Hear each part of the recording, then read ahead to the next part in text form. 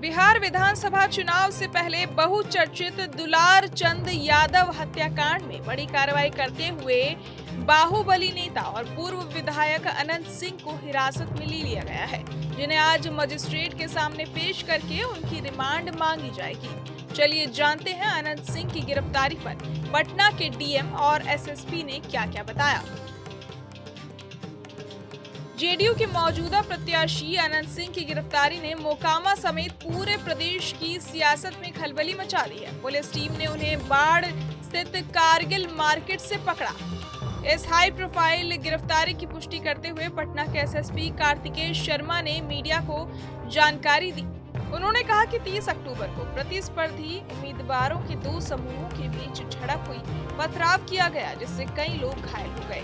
घटना के बाद एक शव बरामद किया गया। मृतक दुलार चंद यादव उम्र 75 वर्ष उस गांव के निवासी थे जहां ये झड़प हुई थी। दोनों पक्षों ने मामला दर्ज किया और पुलिस ने मामले की जांच शुरू कर दी। चलिए आपको सुनाते हैं उन्होंने और क्या-क्या कहा।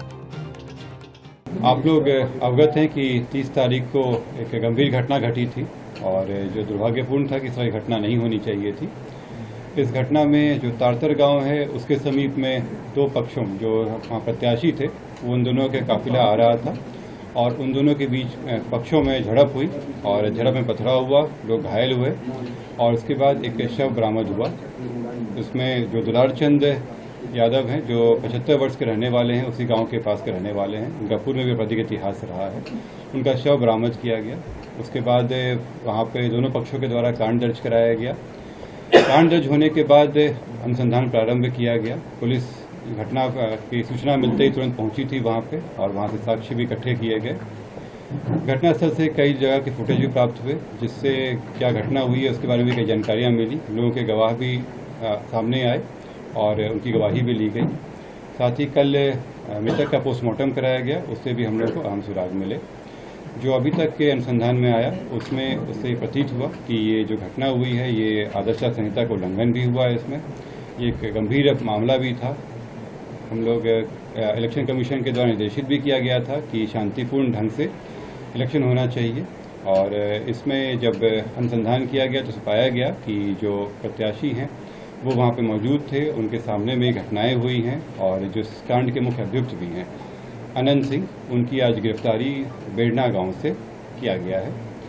इसमें हम लोगों को जानकारी प्राप्त हुई थी, इनके दो सहयोगी भी इनके साथ में थे जो उस घटना स्थल पर भी थे और उनकी भी गिरफ्तारी की गई है। ये दो व्यक्ति हैं मणिकांत ठाकुर जो नदवा गांव के रहने वाले हैं और दूसरा रंजीत राम जो लदमा गांव के रहने वाले हैं। इस पूरे मामले में 3 लोगों की गिरफ्तारी हुई है। जो प्रत्याशी हैं अनंत सिंह, उनकी गिरफ्तारी हुई है। दूसरा मणिकांत ठाकुर जो नदवा गांव के रहने वाले हैं, बाढ़ थाना अंतर्गत।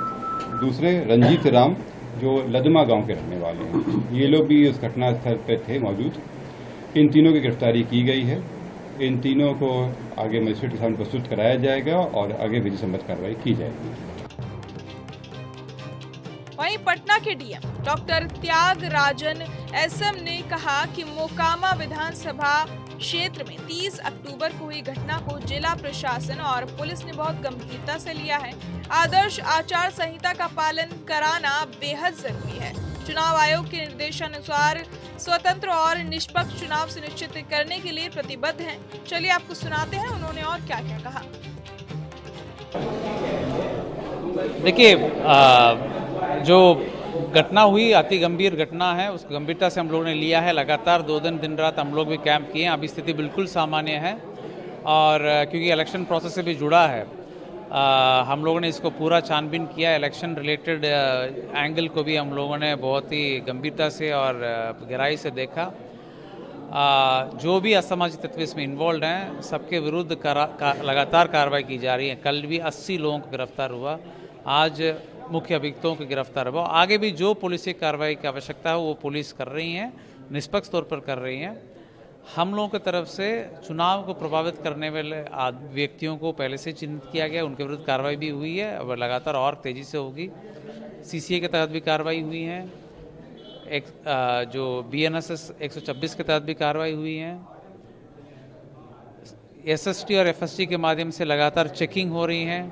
FST के सीजर्स बहुत ज़्यादा हुई हैं उस क्षेत्र में। लगातार कार्रवाई हो रही है, लोगों का विश्वास भी पूरा है प्रशासन के ऊपर और भयमुक्त तरीके से अच्छे ढंग से उत्साह के माहौल में, जैसे पटना के अन्य क्षेत्रों में 6 तारीख का वोटिंग होगा, मोकामा में भी बहुत ही अच्छे तरीके से उत्साह के माहौल में वोटिंग होगा। Thank you. अब आगे की कार्रवाई पर सबकी निगाहें टिकी हैं। देखना होगा कि ये गिरफ्तारी चुनावी समीकरणों को किस तरह प्रभावित करती है। बहरहाल इस पूरी खबर को सुनकर आप क्या कुछ सोचते हैं, हमें कमेंट बॉक्स में जरूर बताएं और बाकी तमाम खबरों के लिए सब्सक्राइब करें न्यूज नेशन। सटीक और भरोसेमंद खबरें अब आपके मोबाइल पर अभी डाउनलोड करें न्यूज नेशन ऐप, एंड्रॉइड और iOS पर उपलब्ध। जहाँ भक्ति है हर शब्द में, कथाओं में छुपे हैं दिव्य रहस्य और ज्योतिष देता है जीवन को दिशा। धर्म से जुड़ी हर बातों को जानने के लिए हमारे चैनल स्तुति को सब्सक्राइब करें। चैनल पर जाने के लिए इस लिंक पर क्लिक करें।